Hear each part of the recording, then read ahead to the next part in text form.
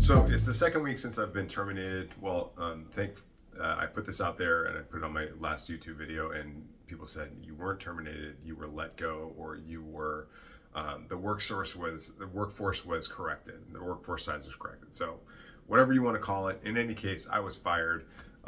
But to my company's credit, and my former company's credit, they did it the right way.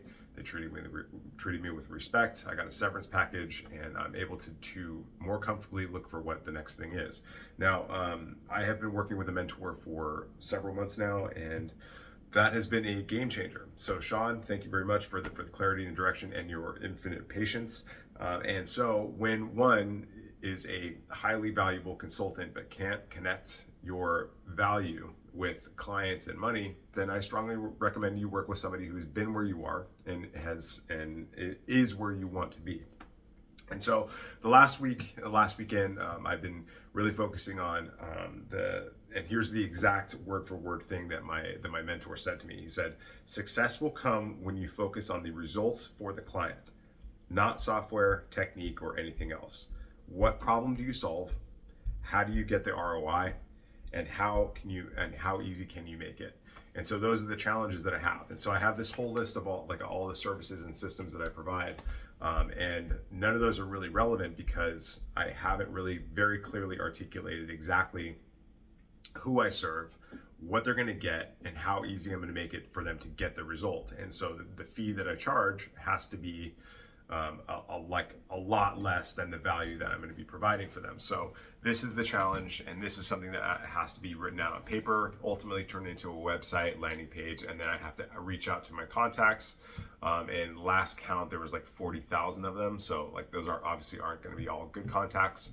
And then I'm going to organically present this offer and start to work with people. But so this is a whole list, but the thing that I'm gravitating towards most is my company was called Kinetic Marketing Systems before, and now I'm kind of more inclined to start calling it Kinetic Management Systems, because what I was doing before, where I was doing this, like installing systems into bars and restaurants and giving them a new phone number, and then like kind of helping them cultivate a database and a community around their brand, is good, but it's a commoditized offer. And so that means that it's kind of a race to the bottom as far as the fees are concerned. So that means that there are many other people that are doing what I was doing. And I was just kind of relying on my relationships and my connections to build that, to get people to want to engage with that. So one thing that is absolutely on the mind. So like, for instance, people don't say, bar owners don't wake up in the middle of the night and say, "Oh my God, what marketing system am I going to use right now?" But what they are thinking up at night thinking is like, "Oh my God, where am I going to find my next best bartender, and how am I going to keep them for 3 years?" And so I started kind of working on that problem, and I've come up with a way to systematize the recruiting, the training, onboarding, and retention and offboarding of bar staff. So that's front of house, team management, back of house, everything. And I'm really excited to build this out because it's just really fun. But again, I'm kind of like reverting back to technology and tactics when I should be thinking strategically. And so so the prevailing logic in the world of consulting is that you need to present one offer to one market or avatar and do it for an entire year before you've like moved on. And so what you learn over the time of presenting this offer and defending this offer and selling this offer is what people have to say in return, and what they have to say back to it. And so like a certain number of people are going to be like, "Yes, I'm interested, I want this." And then you learn and you optimize the system, and then that's when you're eligible to scale. But in the meantime, you have to just make it something that's absolutely no-brainer in your mind until you find out that it's not. And that takes a lot of work.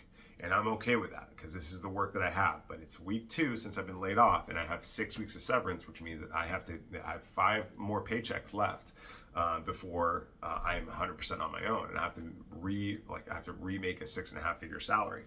So plus benefits and take care of my kid at the same time. And what I'm ultimately looking for is financial freedom, time freedom, while creating an astonishing value, because the thing that keeps me up at night is that 4 out of 5 of my friends that own bars are going to be out of business. And each of those people has 20 to 30, 40 people that work for them. And all those people are going to be out of a job. So just the people that I know, we're talking about thousands of people here, are likely going to be out of work in the next few months or years, right? And so this is just the way it works. This is just the way it works in the U.S. And apparently it's everything. Everybody's okay with that. So that is the problem that I'm trying to solve. And just having a small impact on that major problem would probably make me do pretty well. And so this week I'm really focused on getting up some sort of a landing page, because it's much easier to edit than it is to create. And so I'm just going to throw something up and get it done. And so I'll probably put up some sort of a brand around it and get a domain, and then just put up a quick landing page, quick opt-in page saying, hey, this is a thing that's coming, and I'd love for you to, and let me know if you want to get updates on when this is happening.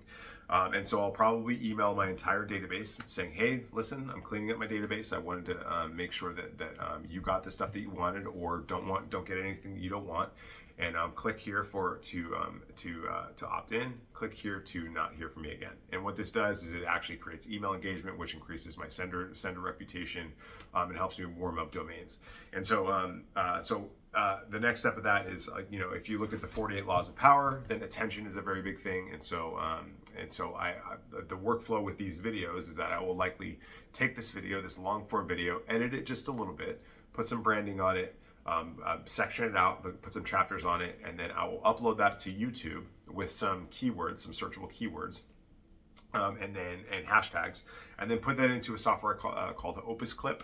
And Opus Clip will put it into segments, like 1 minute segments of content that I will distribute through the week. And then next week I will do it all again. And then the audio of this turns into a podcast, and yada, yada, yada. So these are tactical implementations. These are not strategic implementations. And so I need to focus on what is the ROI for my clients, and how do I get that as soon as possible with the least amount of money and effort. And so that's kind of the job.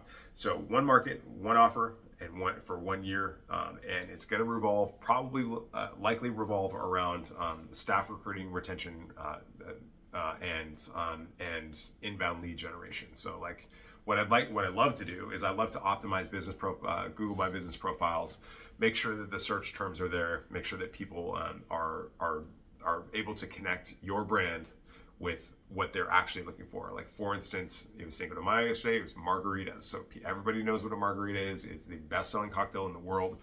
If there's not if you have anything with tequila in it, then there should be some reference to a margarita. For instance, if you have a stirred tequila cocktail, then like a boozy tequila or mezcal cocktail, then it should be it's like a margarita, except for it's stirred. I know this sounds corny, but it is effective. And so people are already looking for margaritas. If you start typing margarita in Google Maps, it'll say margaritas near me. And then what it does is it looks through all the profiles of the Google businesses around you, and it serves you the answers to those places. So that's what my week looks like. My mentor, thankfully, is quite involved, and again, the reason I listen to him is because he is where I want to be. And don't take advice from people that are not where you want to be, is another thing that I learned.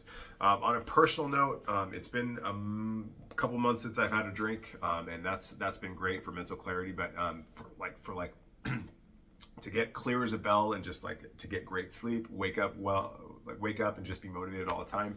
I also cut out meat, eggs, dairy, sugar, starch, and gluten. And that's been a game changer for me. So I basically do meal preps, and that way I don't have to think about it. I do one set of cooking once a week, and then that means one set of dishes. And every time I open up the fridge, there's meals ready to go. So whenever I get hungry, which is typically in the afternoon, I will usually eat one meal a day. That's when I will eat, and I will just eat a lot of food, and it's all really healthy for me. It's all really good for me, and I don't even have to think about it. So. That's kind of week number 2 as far as my journey, and thank you for being here. I look forward to providing you some value in how we arrive at these destination points. Thank you.